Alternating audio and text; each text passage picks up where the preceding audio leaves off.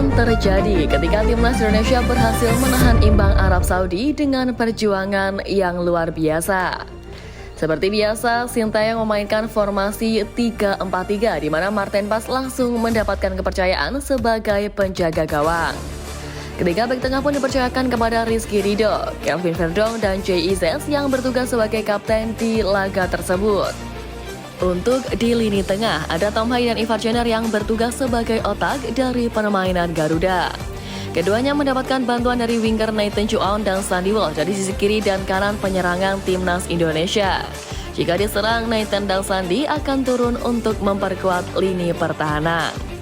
Sementara di lini depan, Sintayong lebih memilih Witan Sulaiman untuk dipasangkan bersama Rafael Strijk dan Ragnar Oratmangun. Menariknya, timnas Indonesia awalnya tampil di bawah tekanan oleh tim tuan rumah, namun di pertengahan laga, pasukan Sintayong berhasil keluar dari tekanan dan mulai mencoba membangun serangan. Hingga akhirnya Ragnar Oratmangun berhasil mencetak gol yang membuat supporter Garuda bergemuruh. Sayangnya, Arab Saudi berhasil menyamakan kedudukan lewat kesalahan koordinasi lini belakang skuad Garuda. Di babak kedua, Arab Saudi tampil beringas dengan melancarkan banyak serangan mematikan. Namun, tembok kokoh yang digalang JIZ berhasil membuat barisan penyerang skuad asuhan Roberto Mancini frustasi. Puncaknya ketika Marten Pas melakukan blunder yang berujung penalti. Beruntung kiper FC Dallas tersebut sukses membayar kesalahan lewat insting tajam sebagai kiper MLS All-Star tahun ini. Bahkan hingga peluit panjang dibunyikan, Marten berhasil melakukan banyak penyelamatan gemilang yang membuatnya layak menjadi man of the match pada laga kali ini. Menariknya, hasil pahit harus diterima Australia sebagai laga pembuka grup C menghadapi Bahrain. Australia sejatinya mendominasi jalannya pertandingan, namun ngenesnya mereka malah kalah memalukan di kandang sendiri. Di menit ke-89, Harry Souttar membuat gol bunuh diri yang membuat Australia kalah 1-0 dari Bahrain.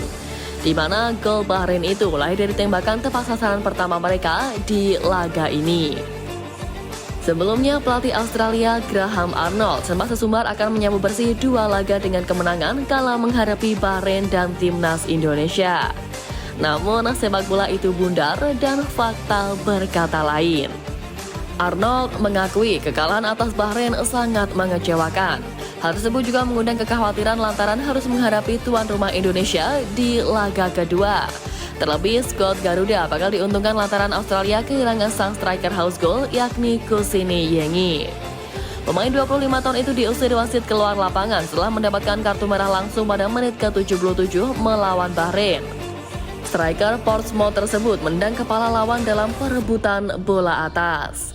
Di lain sisi, pertandingan kedua grup C mempertemukan timnas Jepang versus timnas Cina yang berlangsung di Saitama Stadium.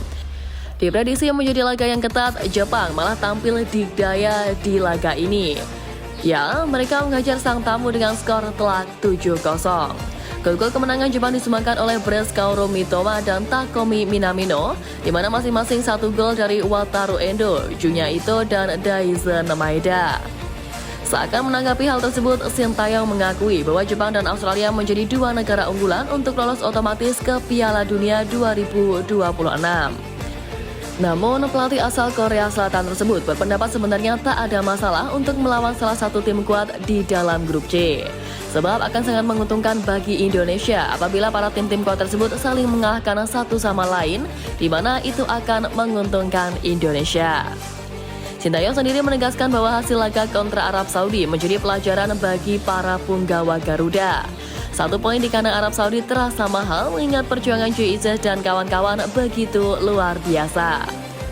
Bahkan FIFA menyatakan pertandingan timnas Indonesia melawan Arab Saudi sebagai satu dari 5 laga yang paling menarik disaksikan di matchday pertama putaran ketiga kualifikasi Piala Dunia 2026. Rekor pertemuan pun disorot oleh FIFA, di mana sepanjang sejarah sudah 12 kali keduanya bertemu dan 11 diantaranya dimenangkan Arab Saudi.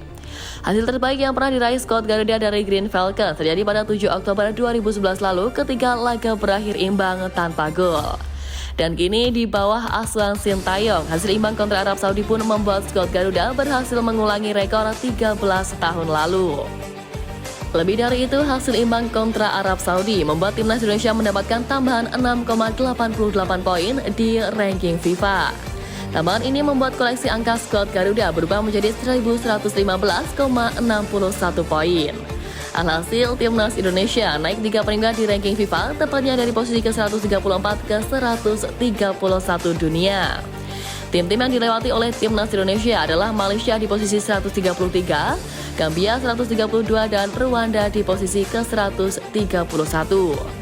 Di sisi lain, Arab Saudi tidak beranjak dari peringkat 56 dunia, padahal skuad asuhan Roberto Mancini kehilangan 6,68 poin setelah hanya bermain 1-1 dengan timnas Indonesia.